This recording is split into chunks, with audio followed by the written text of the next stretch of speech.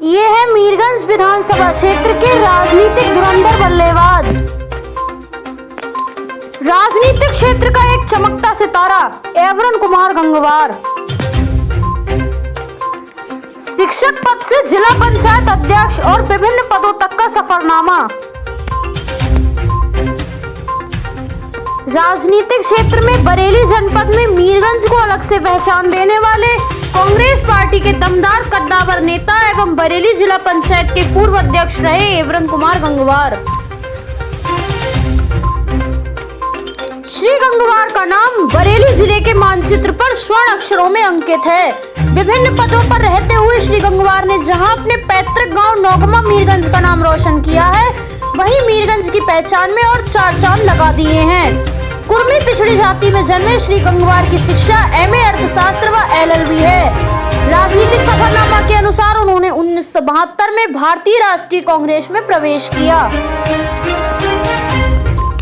वह 1972 से 1975 तक जिला युवक कांग्रेस बरेली के महामंत्री रहे। लगातार 1972 से कांग्रेस के कई महत्वपूर्ण पदों पर रहते हुए उन्होंने पूर्व प्रधानमंत्री श्रीमती इंदिरा गांधी की अवैधानिक गिरफ्तारी के विरोध में वर्ष 1978 में जेल की हवा भी खाई थी। 1985 से 1998 तक वह मंडल प्रभारी बरेली एवं कुमायूं इंदिरा कांग्रेस तिवारी लखनऊ के मंडल प्रभारी रहे। श्री गंगवार 1972 से 1984 तक क्षेत्र समिति मीरगंज के ब्लॉक प्रमुख पद पर आसीन रहे। 1973 से 1992 तक सदस्य प्रबंध समिति भूमि विकास बैंक शाखा बरेली के सदस्य व 20 सूत्रीय कार्यक्रम जनपद बरेली के उपाध्यक्ष पद पर अपनी जिम्मेदारियों का बखूबी निर्वहन करते रहे।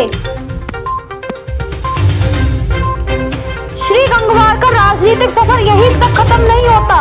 वह 1989 से 1995 तक जिला बेसिक शिक्षा समिति बरेली के अध्यक्ष पद से भी सुशोभित रहे। वर्ष 2000 में वह मीरगंज सहकारी गन्ना समिति लिमिटेड के अध्यक्ष बनाए गए। बरेली लोकसभा क्षेत्र की राजनीति में श्री गंगवार विगत वर्षों में बरेली 12 लोकसभा क्षेत्र से बसपा के प्रत्याशी के रूप में चुनाव मैदान में उतरे, लेकिन खास बात यह रही कि मतगणना के दौरान ही वे पुनः बसपा छोड़कर कांग्रेस में वापस आ गए। सर्वप्रथम उनकी पहचान मीरगंज क्षेत्र में एक शिक्षक के रूप में हुई थी, लेकिन राजनीति के बहुआयामी करियर को देखते हुए उन्होंने शिक्षक पद से इस्तीफा देकर राजनीति को अपने जीवन को अपने प्रमुख मार्ग के रूप में चुना। श्री एवरन कुमार जी बहुमुखी प्रतिभा के धनी और मीरगंज क्षेत्र के एक ऐसे व्यक्ति हैं जिनके राजनीतिक योगदान को कभी भुलाया नहीं जा सकता। उनका राजनीतिक सफरनामा मीरगंज क्षेत्र के युवाओं के लिए किसी प्रेरणा से कम नहीं है। चाहेंगे कि आप बताएं कि कांग्रेस की वर्तमान स्थिति क्या है और आगामी चुनाव में कांग्रेस किन किन मुद्दों पर चुनाव मैदान में उतरेगी। नेहरू जी की बात, स्वर्गीय इंदिरा जी ने जब 71 में पाकिस्तान से युद्ध हुआ, बांग्लादेश अलग किया, तो माननीय अटल बिहारी वाजपेयी जी ने ये कहा था कि इंदिरा दुर्गा का अवतार है। ये उनका बड़प्पन था और सही सोच थी। आज तो अगर कहीं हमको थोड़ा सा कब्ज हो गया है और हमने दावत खाई है, जम के मुर्गा खाया है, तो कहना ये मुर्गा नेहरू जी की प्रभाव है इस मुर्गे पे, इसलिए हमको कब्ज हुआ है। मतलब नेहरू जी के बगैर एक बात आगे नहीं बढ़ाना चाहते। कभी अपने पूजनीय लोगों की, स्वर्गीय दीनदयाल जी बहुत अच्छे विचारक रहे, उनकी बात नहीं कहते।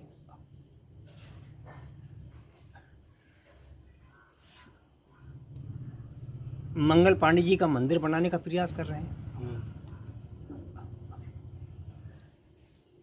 क्या इस देश की स्वतंत्रता की लड़ाई में कभी ये बैठक हुई कि हिंदू मुसलमान एक होकर मुकाबला करें अंग्रेजों का? लोग अपने आप आते थे। क्या मुसलमानों का भाग कम रहा है इस लड़ाई में, स्वतंत्रता में? क्या मुसलमान कम मरे हैं? अशफाकुल्लाह साहब कौन थे?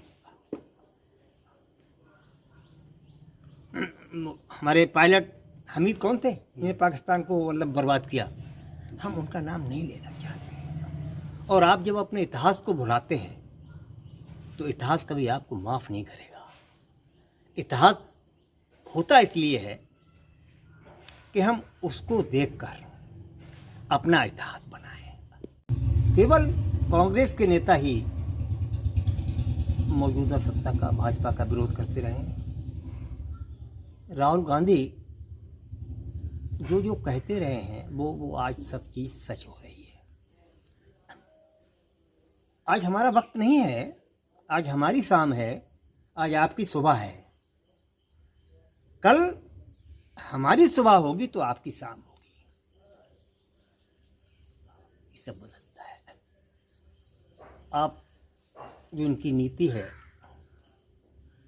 कि पूर्वजों को, हमारा हिंदू धर्म में लॉजिक है कि हम मृतकों की आलोचना नहीं करते।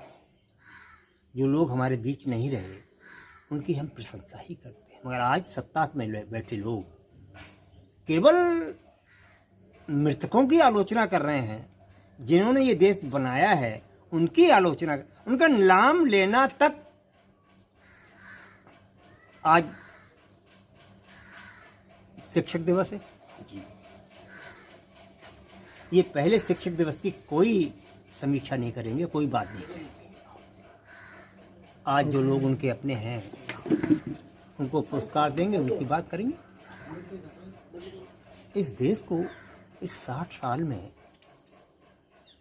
कांग्रेस ने क्या क्या दिया, इस देश में एक सुई नहीं बनती थी। और उस चुनाव में हम लोगों के बीच लॉटरी से चुनाव तय हुआ। हमारी गोली, हम गोली से जीत गए। कई साल, 6-7 साल इलेक्शन पिटीशन भी चला। मगर आज के परिवेश में मैं बताऊँ आपको कि आज जो लोग अगर एक चुनाव आपस में कहीं लड़ लिए हैं तो जान तक दुश्मन बन जाते हैं। हम और अवतार सिंह जी 3 चुनाव आमने सामने लड़े और लगभग सब एक दूसरे के विरोध में ही चुनाव लड़े, पर हमारे वास्ते आज भी उतने ही गहरे हैं। आपका बहुत बहुत धन्यवाद। आपने हमारी समाचार चैनल न्यूज़ 24 को एक साक्षात्कार दिया। आगे भी आपसे साक्षात्कार हम लेते रहेंगे, मार्गदर्शन प्राप्त करते हैं। बहुत बहुत धन्यवाद। धन्यवाद।